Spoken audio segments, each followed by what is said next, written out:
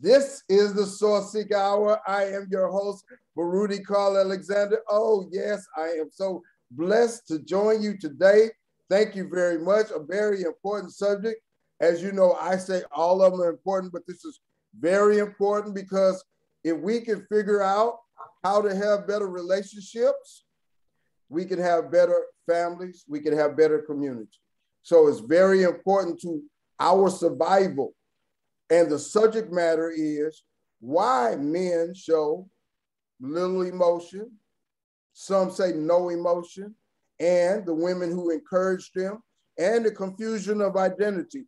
And I will go through all the aspects of that title and what it means. And we have some very powerful guests. We have Sister Earth Waters herself, howling at the earth, the hate movement, powerful sister. We so precious and glad that she has joined us. And we have the powerful speaking sister, Kamaria Speaks or Kay Speaks, however you would like to introduce her. Why don't you go ahead with the introduction, Sister Kamaria? Hello, everybody. I am Kamaria Speaks. I am a digital marketer and a forever educator. I do believe in the power of using your voice and using it authentically. Blessings, blessings. Thank you very much. Sister Earth Waters. I know a few names of my sister, but the name Earth Waters is a powerful name. Can you give a little background to the name and then the hate movement and a little bit about what we're going to talk about? Okay, so again, I'm Earth Waters, a poet, writer, educator, and so on. But the name Earth Waters derived from a poem that I wrote, being that I'm the third child of my parents. The Earth is the third planet from the sun, and so on. The poem that I wrote really described me. And then waters, I'm a flowy type person. Water is very essential to life, the existence of life. So I put those two terms together to come up with my newest name, which is Earth Waters. The hate movement, we talked briefly about it, but it's just a platform for those that go through social anxiety, any form of anxiety, bring awareness to mental health issues or illnesses or whatever. But basically that's what it is. I have a question. There's a surah in the Quran about water. Have you ever read that? I have not. It's very powerful surah, and it's several, I think it's almost maybe 100 pages about just the refreshing aspect of water and all the different characteristics of it and so forth. It's a very powerful thing. I would suggest you read that one and check it out. And we're going to talk about relationships and specifically the identities or the masks that we undoubtedly put on as we go through life. I know throughout my day, I've talked about this before. Now, a lot of people think I talk very proper, but I have another side to me where, quote unquote, I can talk very hood and so forth. And a lot of times we get these roles that we find ourselves in or carrying out. And that's a part of what we're talking about. Do men show little emotion? Because men, we have emotion. We have a lot of emotion. But I contend with anybody who would listen that the reason that we don't show emotion as much is because that is what is liked. That is what is expected. That is, how would people react if I'm saying, oh man, I can't make it too much no more. I can't make, if I'm crying like that and talking like that, you know, I might feel like that sometimes, but how many people want to hear that? Especially ladies, they don't want to hear that. we come up with the culture that a man is supposed to be, quote unquote, a man. And what does that mean? That he carries the heavy burden. And that's the culture that we come up in. And so we try to live up to that. And there are a lot of characteristics and a lot of promotion of that ideal. But even those who promoting it, the media culture, they understand that that is very much of a very high bar for any man to live up to. But they have us striving for it, and they have the ladies looking for that. And that is what they put into the culture. Now, the culture is ever changing, but that's still the predominant ideal of what a man is. Sister Kamaria, can you speak on that? Well, as I was listening to you talk about your personal experiences with Black men and emotion, the first thing that I thought about was the historical elements of it and how the enslaved Black men were silenced into simply doing their job, whether it's on the field. They were silenced into doing their job, and we all know what the consequences of not doing their jobs were. So if you just want to start from a historical element, the silencing started centuries ago. So I think that obviously now that we're in 2021, that silencing has manifested in other ways. But I always think about the historical elements that is tied to it. Very important point, yes. And that's generational, that it was embedded in the young boys and the young men almost in the womb, that, hey, you got to keep your place, be careful, because if you speak out too strongly, bad things can happen. So yes, very, very important. But at the same time, today things are changing, but a lot of times our young men don't know how to express themselves, even though they have more freedom. And, you know, the Bible also says, and let me paraphrase now, if you speak, you can be looked at as stupid, but if you hold your tongue, they don't know what you got to say, so they might think you're wise. So I had to find that scripture before this show was over with. So it's in Proverbs though. And sometimes that goes into our mind too, if we're wise, because if you go out there and express something and you're really not making sense or not making a good argument, you might look like a fool, but if you hold your tongue, people don't know. Earth Waters, what you have to say about that? Well, I do agree to, I'm sorry.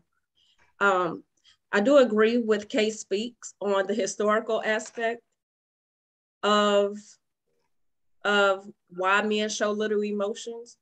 However, I think it kind of comes from what they've been taught as growing up as a young man within the house. You know, how dad, hey, boys don't cry. They're really tough on the males. Boys don't cry. Don't mothers say that too, though? Mothers do it too, yeah. You know, so it's been taught down the line, of course, you know, going back to that historical moment. But the lack of that teaching in the home, I think plays another role in that. Because what teaching are you talking about? That men do have emotions and it's okay to show them. So, you know, for me, and I spoke about this in one of my shows, as women, we don't embrace that part of our men. We don't embrace the emotional side of them. The minute they get to sobbing and weeping about something, we talk bad about them. They're, you know, hey, you weak, or you're this or you're that, because they're showing the same emotions that we show all the time. You know, but we're, as women, and not all women, but in some cases, we haven't been taught to embrace that side of our men. So of course, we're going to look at it as being weak or not strong enough. We look at men to be strong. They're protectors. They're, you know, they're there for support, basically. We don't see them as being emotional people. I go back to this though. If they really showed that emotion, just the way we have been cultured, if they really showed that emotion, I'm gonna give you an example. I had a friend that I would share different things with her. Hey, I'm a little afraid in my classroom. I done messed up with some money. Can you help me out a little bit and so forth, so on. Help me keep my money together. Different things.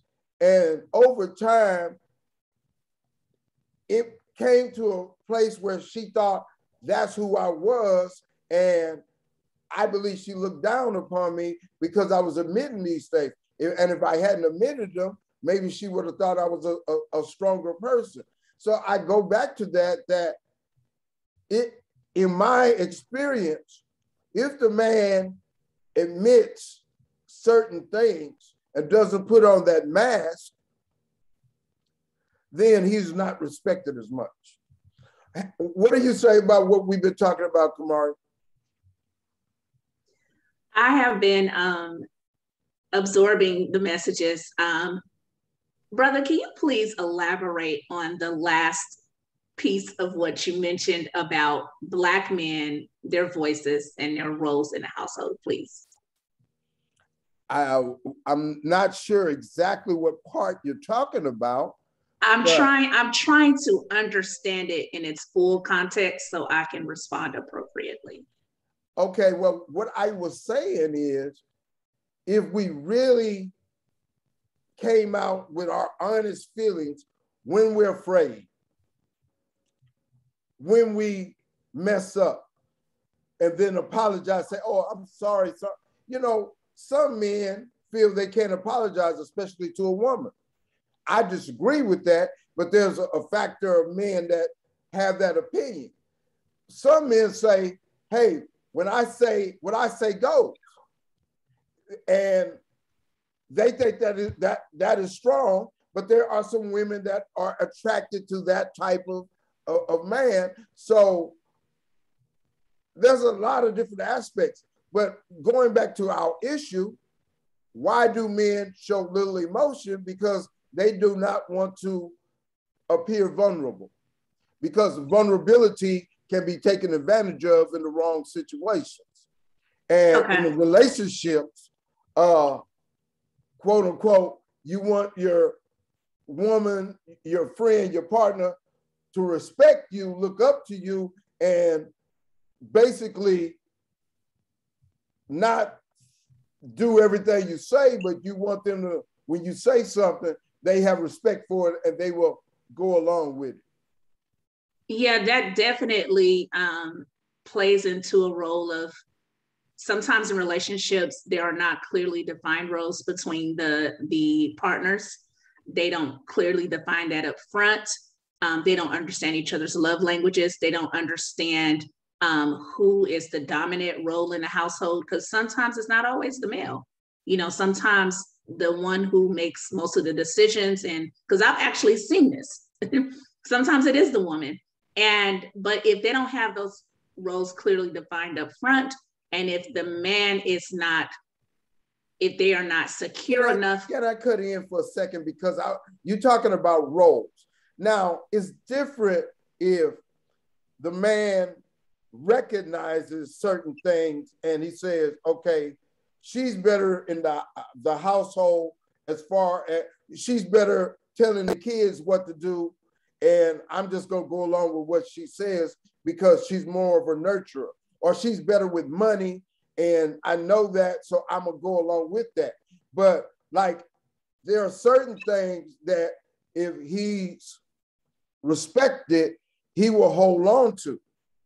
And he will say, no, I'm not going to go along with that because I know what I'm talking about in that. And if they have a respectful relationship, she's going to recognize that. And that's one of the things that they have come up with their quote unquote love language with, and they got an understanding of that. But if it's too balanced on one way or the other, then that's going to be a friction, and they're going to find a way to have a problem. Sister? Go ahead. Well, I'm curious to know what Miss Earth Waters has to say about this. So I honestly feel like that communication would, like Kay spoke about, that communication would have to be in place to know, as a woman, where you stand, as a man, where I stand. What's going to be, the roles in the house, when we're out in public.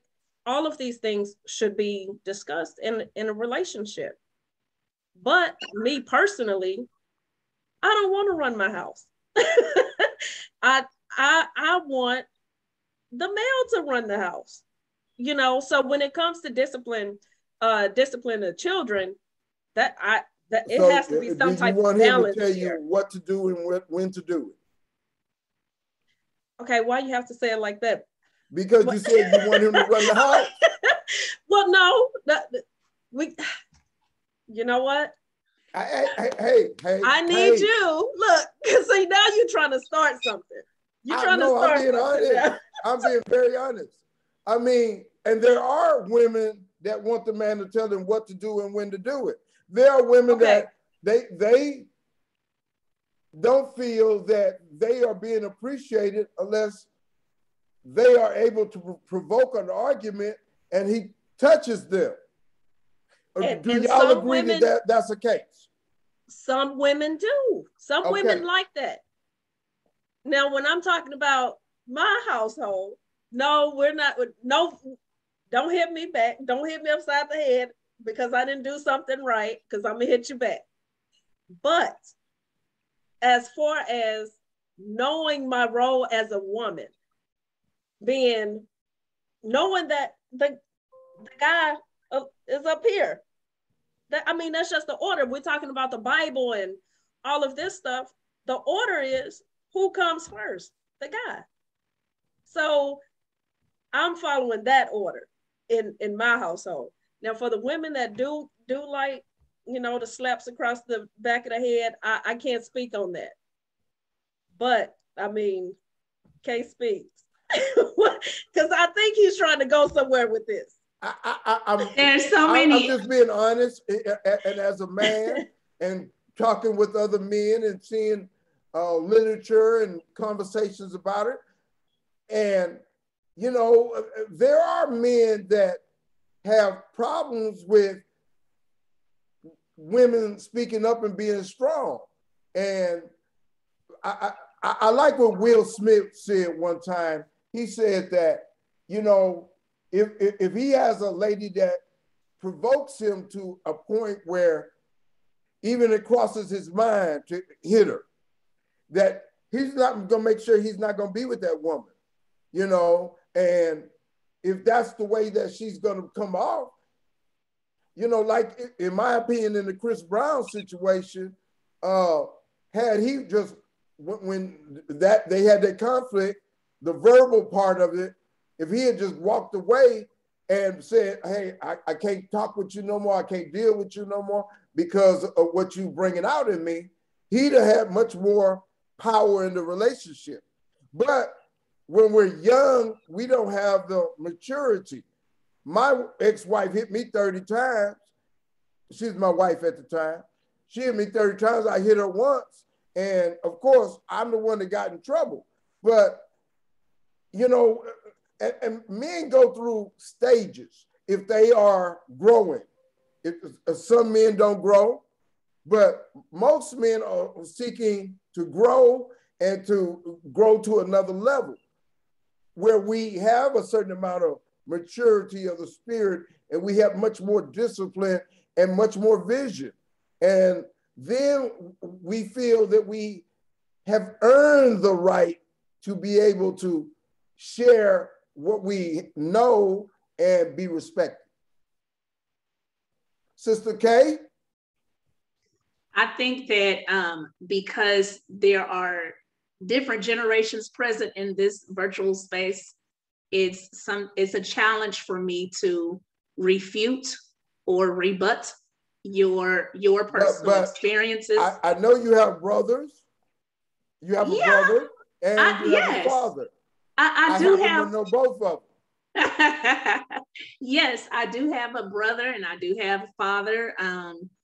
I would say that my dad was definitely had his voice, but my mother, she was strong-willed, strong woman, very strong-willed into her idea of what was right and what was wrong. And it was almost comical to watch them sometimes debate back and forth. And actually, they made a lot of people laugh, including company that would come over. My parents were key for the way they communicated. So I feel like every relationship, people communicate differently. Some make people laugh while they're in their debates. And my brother and his wife, it's a lot more traditional, kind of like what Ms. Earth Waters was speaking of. You know, my brother, he is a former co-pastor of a church. So his wife and him, they kind of identify some traditional roles with communication. Although my sister-in-law will check him every now and then. So if I let me just make that very clear. There are relationships, and from afar, knowing your father, he is one that speaks when it's necessary. Because what I look at is, like in my situation, it's not necessary to speak up and have something to say on every point. We don't need to talk as much as men. We don't need to talk as much. We don't need to be heard as much if we're mature. You know, I don't have to have the last word. I mean, as long as I understand my word is respected, I mean, she could talk, say 100 words and I can say 10 words. And, you know, it's not a competition. And so, I remember on the Cosby Show, the ladies were arguing about this and they asked Bill Cosby his opinion. He just said, I'm barbecuing. He kept saying, I'm barbecuing. And what he was trying to say is, hey, I don't need to get involved in that. I don't need to get involved. Let them talk about it. I don't need to get involved with that. And when y'all talking about, you know, us not showing emotion, I mean, some things we don't need to show emotion on. You know, I mean, we don't get as excited about certain things as y'all do. Well, don't get my dad talking about the latest football game or the latest political debate. But see, that's a different thing. He'll talk all night long. Yes. Well, that's what we get excited about. Hey, I love the Astros. Yeah. Well, they should have did this. They should. Yeah, I agree. See, we have a different DNA. We have a different DNA. We are. That's all we were saying, brother. That's all we were saying, that if those communication roles are not defined up front, it causes more divide in the household because we don't know how they communicate because it just hasn't been defined. And maybe that's something that in a relationship they have to mature to get to that point so they can, yeah. So I come to this point. The woman that wants her man to show all this emotion and all of that stuff is, if he's a real man, she's wasting her time because that ain't who we are. We different people. But Sister Jennifer, you have heard all of these things. I want you to introduce yourself and then speak on what I'm saying about the lady somewhat wasting her time trying to get him to show all this emotion. I don't know. Give me a little bit more context because I don't know if I can support that. What? You can't support that? I don't don't think so. Wasting of time. I mean, we different. I understand now. I understand that. We but are different, and we don't have all those emotional feelings that the ladies do. I don't think that. I don't know if I agree with that. It's different. It's different. I mean, and what we talked about in the beginning part of the show is that there's a certain cultural expectation for, we have all these emotions, yes, but we have also been embedded with a cultural expectation of an image of strength, an image of, we're not supposed to be expressing all of this. You know, supposed to be? And women don't want us to really express all of this because they not attracted to the man that's crying and begging and saying, oh, woe is me. But you can communicate in a different way other than crying. And then sometimes we do want our partner to be vulnerable. I mean, that's how we know that it's a safe space. I know for my husband, honestly, half of the time, I don't know what's happening. And then that doesn't allow me to understand how to move forward with certain things. And that I need to know, I need to know, what you need from me as your wife. I need to know when certain needs aren't being met. And I can't get that if you don't communicate. And you don't communicate an emotion, because if I'm assuming based on how your facial expression looks or how you're responding to some behavior, based on a behavior, I don't understand what the needs are, and you don't understand what mine are if we're not communicating them. I mean, I'm gonna say it like this: we communicate the best that we think is appropriate because we don't believe y'all really want to hear what's really going on. Is that fair though? I think so. I mean, I it think depends. So, it depends on the person, the context, the relationship, and what the issue is at hand. So give us an example, brother. Yeah, please. If I have a situation at work, will I feel intimidated by my boss? I mean, that's with myself, I really know what's going on.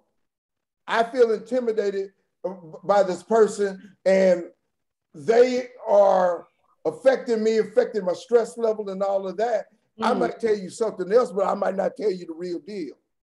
And then how can the work environment be a healthy one if you're not communicating what the problems are though? I'm communicating that I got stress. My boss, I don't like him and so forth, but I'm not telling you the real deal because I don't want you to think, hey, I'm a wimp. I'm afraid of this person. I'm afraid have to be true to yourself of this situation. I don't want you to look down on me because I have this fear.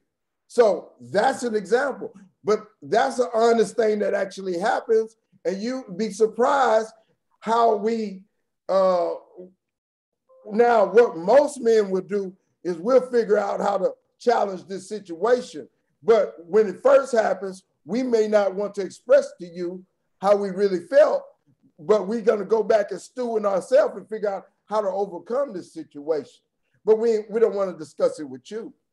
I think, and that's a really good point, that very last point you made, brother, about not necessarily wanting to discuss it when you get home with your partner in question, but I feel like Black men need to have more safe spaces where it's just them, and they can have a therapist who looks like them. They can get to the bottom of what triggered that emotion where they cut off the communication channel. I'm sorry, let's stop right there because you said have a therapist.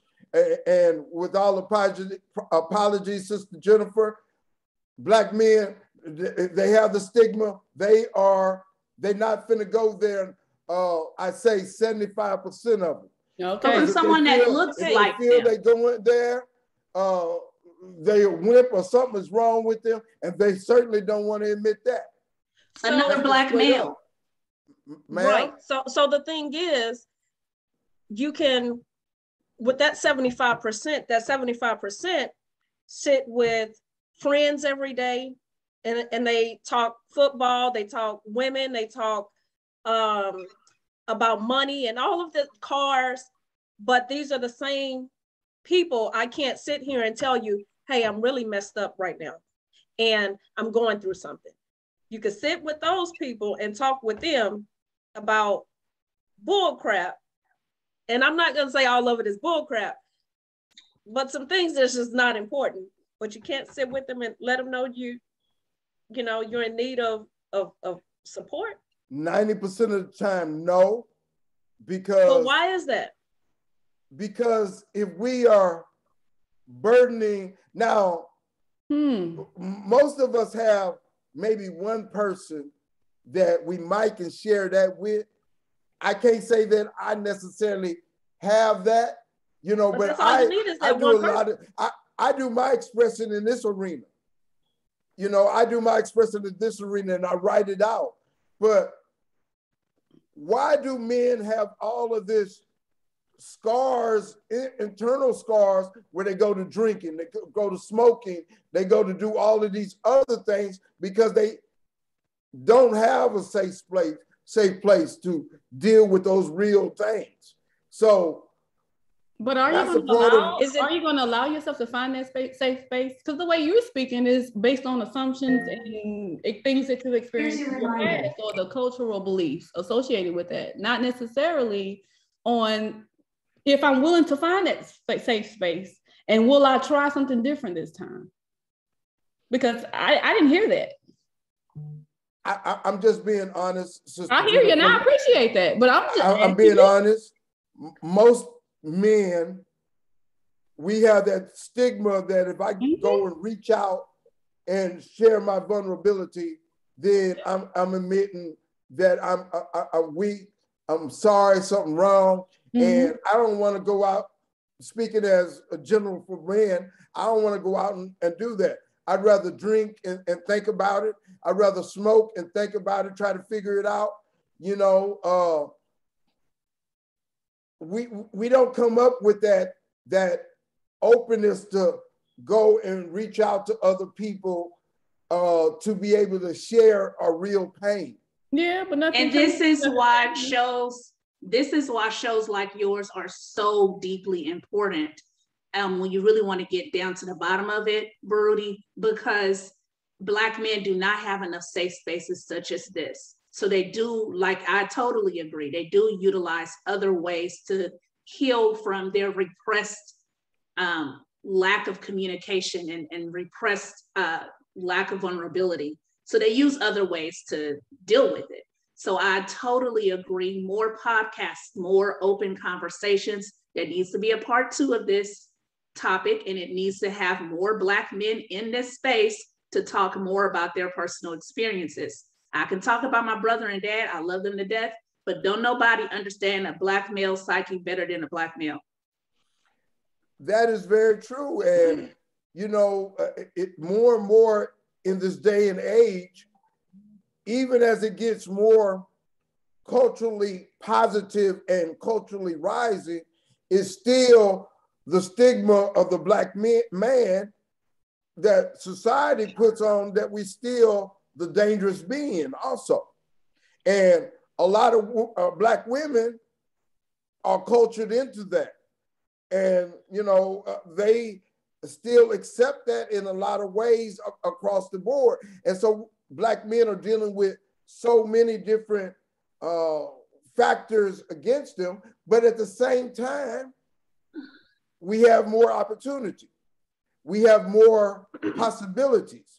And so it's a dichotomy at the same time, but the Black man is still considered endangered and dangerous.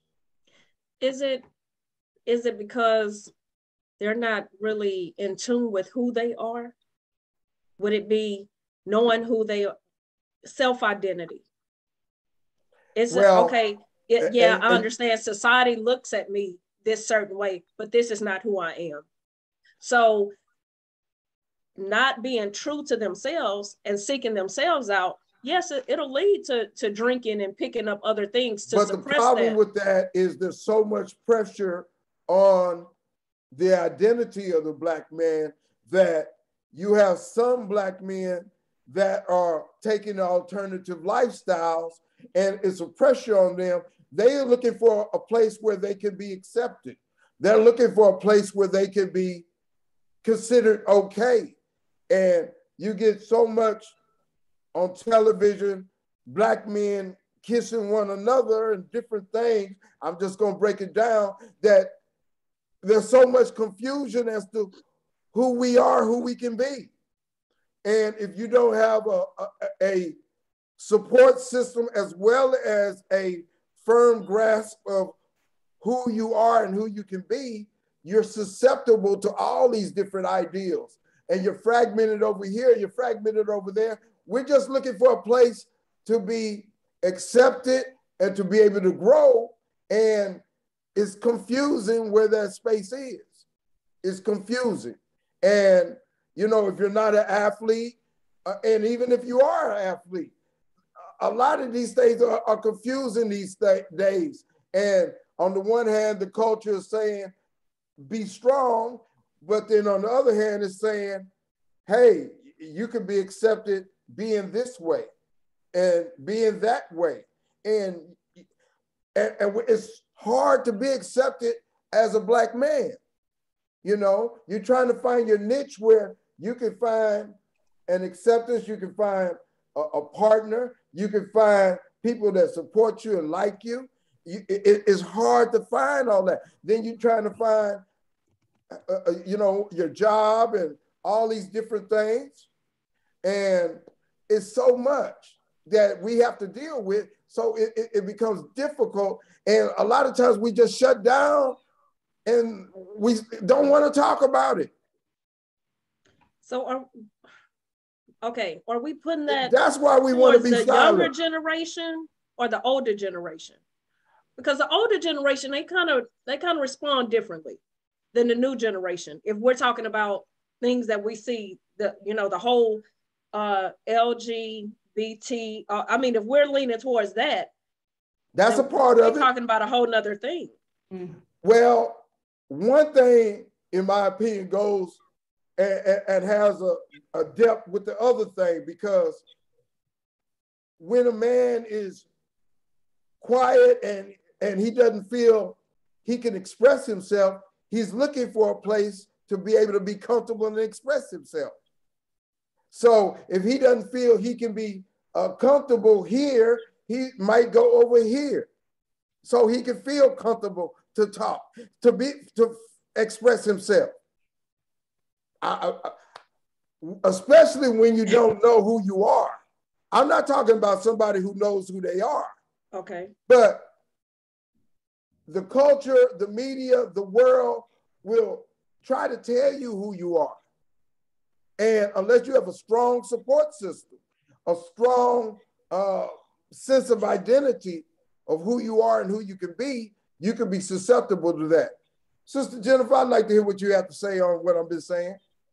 From what I hear you saying is that people are looking for acceptance. And I think it's just all people overall. We all want to be understood and accepted. But I think that no matter who you are and what race, male, female, whatever it may be, we have a lot of things that may, steer us in different directions, like the media.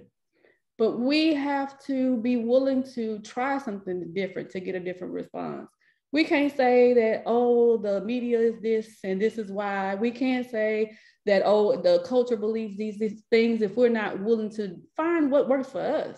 We don't want to be put in a box. Nobody does. And we don't have to be based on somebody else's expectation.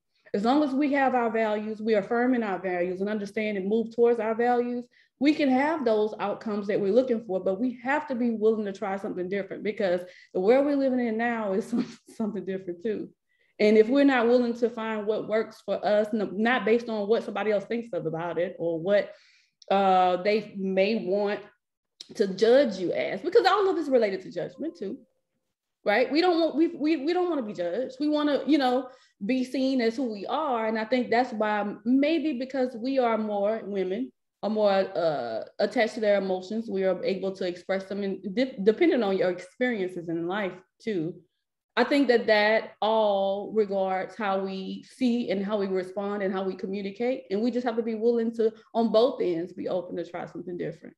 I think, I mean, regardless of what you've been saying, Baruti, it's just that you haven't found that safe space in certain avenues, and you have with this show. And I'm glad that you have that space to, you know. Well, speaking of me personally, I think I'm at a level where I'm okay with me. I would like certain things, but you know, I create certain things that I need, like this show.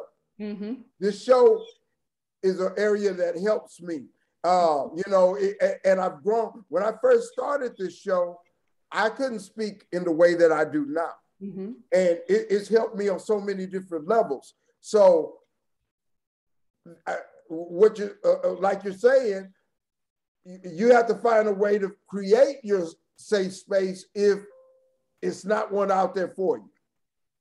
Yeah, and so you be willing to try. Yeah, I think we have to be open-minded in regards to that and just ask for help when we need it. I think all of us in the Black community, we struggle with that because it seems like a weakness and it is a vulnerability, but going to a therapist is asking for help, right?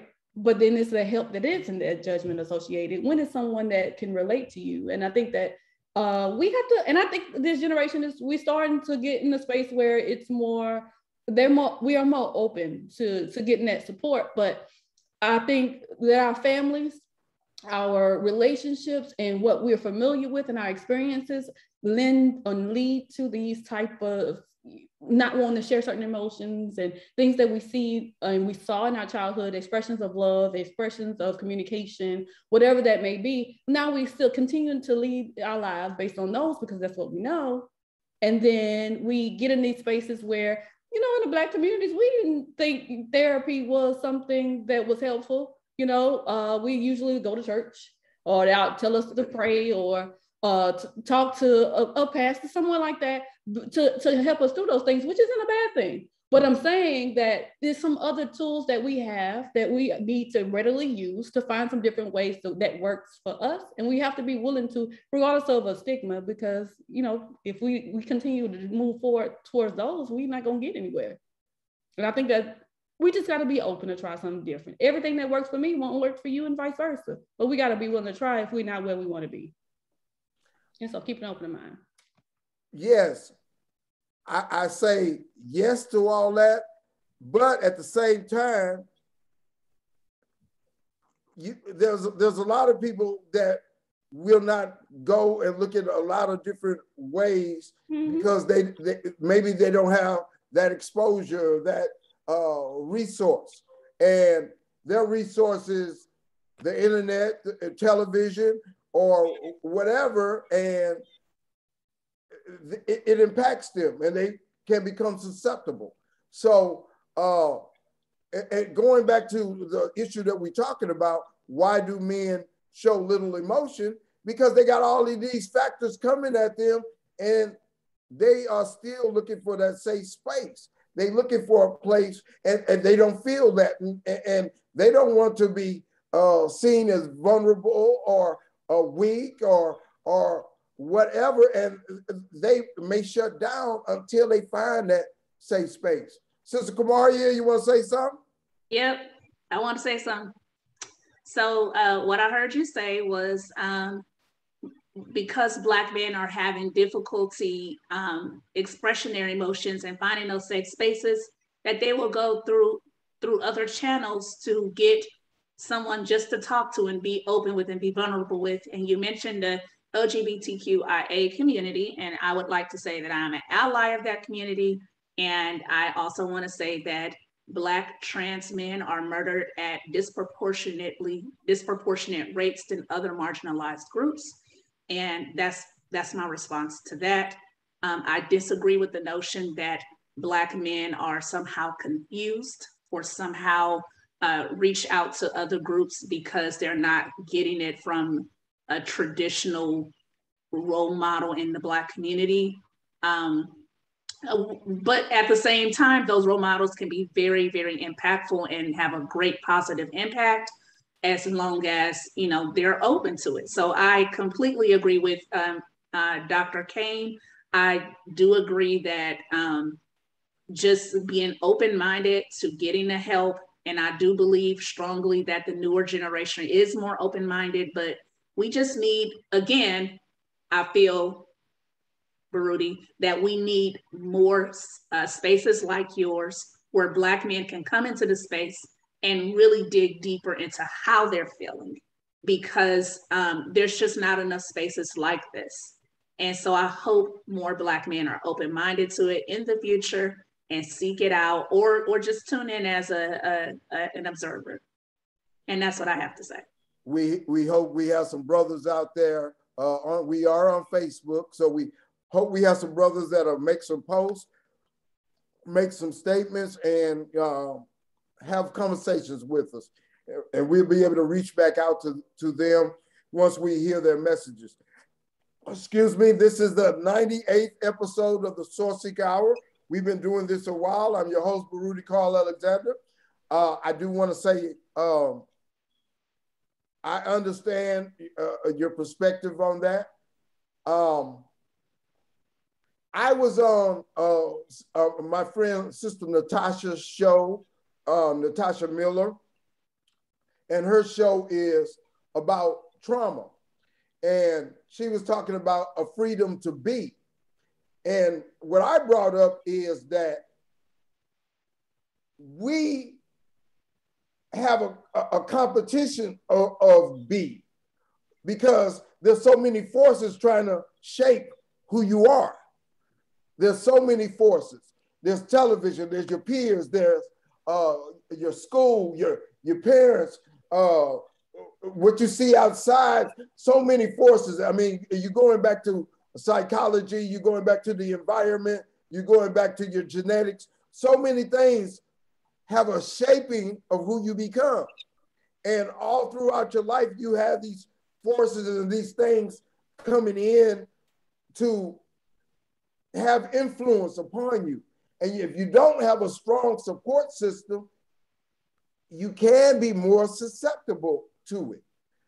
It's just not, we are born as a tabarosa, and then things come in that shape who we become. That's science, that's life. Earth, waters, what you say? I totally agree. I totally agree. However, with trying to find out where you fit in, I want me personally. Well, no. I'm as a man, as a woman, wherever. I think age and mental development, cognitive development, all play a role in that, because once you reach a certain age, you're kind of aware of yourself. You kind of know that, hey, this is where I fit in this world, and I don't care who like it or who doesn't. But when the younger, still developing, they are still trying to figure it out. So yeah, there are, it will be a time where some things gravitate toward them, or they gravitate towards certain things because they're still trying to figure things out. And they're looking for acceptance. They're looking for, hey, these people over here like me. I like to be liked. So I'm gonna check it out and see what's up. And unless they have a strong support system that gears them in another way, they can be susceptible to that. We are getting close toward the end of our show. However, we can go a little bit past the normal time that we would go, because this is an important subject. We talking about safe spaces. We talking about why men shut down. We talking about what women like and what they expect and what they gravitate to also. I have a question for you all. Let me say this: you all have a very important role. I told my friend once upon a time, and we had an argument about this. I said 75% of the men in prison are because they were trying to impress this particular woman in some kind of way. And we had an argument back and forth on that. I don't know, do you remember when we had that conversation, Sister Jennifer? Mm-hmm. I do. Yeah. I mean, and I will argue up and down that that is the case, because we are trying to figure out how to impress this woman that we like. And, there's a lot of confusion that goes on, and we, get mixed signals that we don't understand. And, we end up in all kind of trouble. And then at the same time, we have all of these different ideals coming in, especially today, that we don't understand who we are, and we trying to find that safe space. And I go back to that, and that goes into why men shut down and they don't be as emotional, because they're not comfortable. They're not feeling it's okay to express myself. And also, we just don't feel the need to as much, and it's not a part of our DNA to express those. Now, me, I like to talk, but if you see me in a different situation, maybe at my job or a different place, they think I don't talk very much.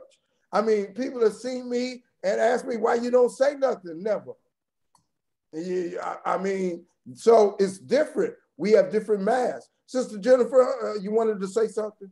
I think Miss Earth Waters had something to say. I wanted to yes, sure. it was for you, Miss Jennifer. Yes, so you mentioned being those that are dealing with certain things and being open to change and being open to seeking help. What happens when those people are just complacent and they get comfortable being in that place? What happens then? I don't think that it's actually a comfortable thing. I think we all, in any facet of life, no matter where we are, who we are, what's happening that I guess we enjoy or we may not, are not willing or should not be willing to learn something, because it's always something that we can benefit from in the rest. Like every day. Today it's been a struggle day, y'all, but I do walk and talk therapy, so I've been walking for 5 hours, and I learned so much based on everyone's experiences while we're outside walking at this park. And I've gathered so much information just by recognizing what they see, what they hear, how they experience this based on their experiences. And so for me, it's more of what I'm saying is we have to be in a willingness to learn what works for us, what may not. What if it did work and it is comfortable, because we can get that way, then are we willing to stay? And this is where we want to be. And this the best version of me. And if we're not able to say that every time, which I don't think we ever can, and if we're not seeking knowledge and we live in our values, living up to what it is that is important to us and is the most important thing for our wellness and that purposeful life, then are we really living if we're not? So for me, forever, I want to learn how I can be the best version of me, and for the people that are around me and the people that come to see me too, like in every facet. I want to say this, people think differently, and that's what makes the world go round. I know a young lady that, she went through a lot of trauma at a very young age, and it made her she's trying to hold on to, that young area of life, and she doesn't want to be responsible. She's an very attractive girl. She doesn't necessarily want to be responsible, but her logic is saying, okay, I got to do this. But at the same time, she doesn't want to put the effort in. You got to put the effort in. So she's saying the right things, but what you do is who you are. And she doesn't want to put the effort in. And I've seen a lot of situations like that. And in her case, it's because of a certain amount of trauma that she had at an early age. But a lot of people have a lot of reasons for being stuck in their place. And there's different situations. And all of these factors go into who you become and who you are. And, it's hard to, figure out what this person or that person is go through unless they share with you and so forth. So going back to our issue, that man might have a certain reason for staying quiet.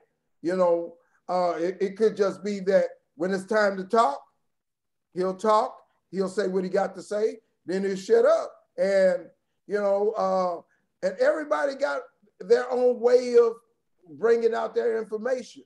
We may not understand it or agree with it, or carrying themselves, but that's what makes the world go round. And how can we navigate through that? So there's so many different factors that make up who a person becomes. Mm-hmm. So many different, because we are very complex people. I work with students that do not talk or talk very little. And I see a lot of the same characteristics of personality and different ways of thinking.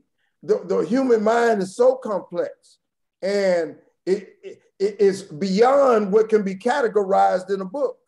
So there's so many different factors involved, and when we simplify or make simple the reasons why a man does this or a woman does this, I mean, it can't just be simple, but communication is very important, but they still may not give you all, because can we really handle all? This is the Sourceseeker Hour. This is our 98th episode. I'm your host, Baruti Carl Alexander. We are very close to the end. I want to give everybody a final statement. It can be an extensive statement. We still got plenty of time. Share whatever you would like to share as we finish up in our last corner of the show. This is a very important show about the emotions of men, the emotions of women, and what they can lead to. And this has been a very good discussion. And yes, Sister Kamaria, we should have a part 2. Earth Waters, would you like to start and share whatever you would like to share? Yes, I am Earth Waters, the owner of the hate movement, Howling at the Earth. Is on YouTube, as well as the blog site, howlingattheearth.com. Please check me out. Yes, sister. What did you think about the discussion? It definitely should be a part 2, because I want to reach back into why the Black man is seen as being dangerous or aggressive, and does that have does not expressing those emotions and keeping everything inside play a role in why they become that way? Why they, we talked about hitting women and all of that stuff. If they were heard, or if they did speak out, would that change?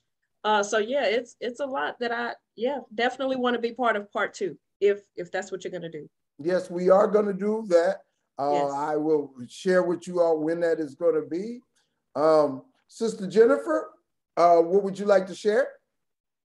Well, I came in at the end of a lot of the discussion, but from what I heard, it was what I see every day. Our experiences drive what we do in adulthood, and our experiences start in our upbringing, right? And so how we see our loved ones communicate, how we see them not express anger and all those things are still carried with us into adulthood, even if it's something that we know we intentionally make the effort to do the complete opposite thing. Now, that's how also we see that love in relationships and communication. If we were not in a family or have a support network where we could openly communicate and were accept what we had to say, whether it be something rational or not, was accepted or not. That's how we tend to communicate later on. And based on our experiences, just like you talked about trauma, that is an experience that we're going to try to protect ourselves from if we see something that looks like a threat, right? And so it seems like what you were saying was that in these situations, Black men are seen as these threats in certain ways. And I feel like as a Black man, I might be viewed as, been treated as somewhat of a threat to other people. If I am emotional, then that is a threat to my manhood. And now I don't feel safe in expressing those things because I don't want to be a threat and I don't want to be seen as one. Those things go through Black men's mind. Yes. Okay. So I think that it's just going to be important to continue to have this and more discussions about being able to express your concerns, communicate what you do feel, and find out and give the opportunity to find where that safe space is. Because that's where I was the entire time. Like, if we don't ever try, we will never find it. And we have to be willing to maybe show some glimmers of vulnerability in certain spaces where you do feel safety in certain ways, to be able to find that space that is safe to communicate your emotions. Because the other thing about Black men is y'all life expectancy ain't as long as ours. Please say again. Life expectancy. Life expectancy. You know why? Because there is no communication, managing stress. Okay. You know, you don't have, so it's all in there, and it goes somewhere. That's where high blood pressure comes from. That's where diabetes and all these other, you know, health issues come from in our community. So we have to find some other way to learn how to manage these things and be willing to communicate and find a safe space. I can be found at my website, adorncounseling.com. Also Facebook and Instagram at Adoring Counseling. And I am really trying in this I've been doing this walk and talk therapy, but it really has given me a newfound meaning to life, just because I've gotten out of the space that I've been in, because I've been working from home for a year and a half, but going outside and walking with my clients, and we're getting that physical activity. So it's that overall physical wellness, as well as being able to just appreciate nature, has been life-changing for me. And I hope that I'm able to provide that same thing with them. And I know that just that physical activity is a way to manage those stresses, and we all need some way to find that, what for us, whatever that may look like. And let me say again, if they want to talk to you and get counseling support, they can contact Adorn Counseling, the website, and they can contact you there. Yes, sir. All my information is there, and Instagram at Adorn Counseling, and Facebook and TikTok too. Yes, ma'am. Blessings. Thank you very much as always. Peace and power. Sister Kamaria, you have the last powerful word. Yes, I think part 2 of the conversation should be had, and definitely inviting some additional Black men on your panel to talk about the issues that deeply impact them. And that's all I have to say. You can find me online, Facebook, Instagram, Kamaria Speaks. That's where I'm at. And that's all I've got tonight. Thank you very much. Thank everybody. This has been a powerful episode.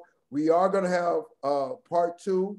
I will go out and reach out to my brothers, and I'm going to show them this video, and we need to have more conversations. We need to create more safe spaces for ourselves and for our community. And that's a part of what the Sourceseeker Hour is. This is our 98th episode. I'm Baruti Carl Alexander. I will be continuing. I will get in touch with everybody. Keep the faith and keep watching. And thank you very much. And we will see you in 2 weeks on the Sourceseeker Hour. And we are finished.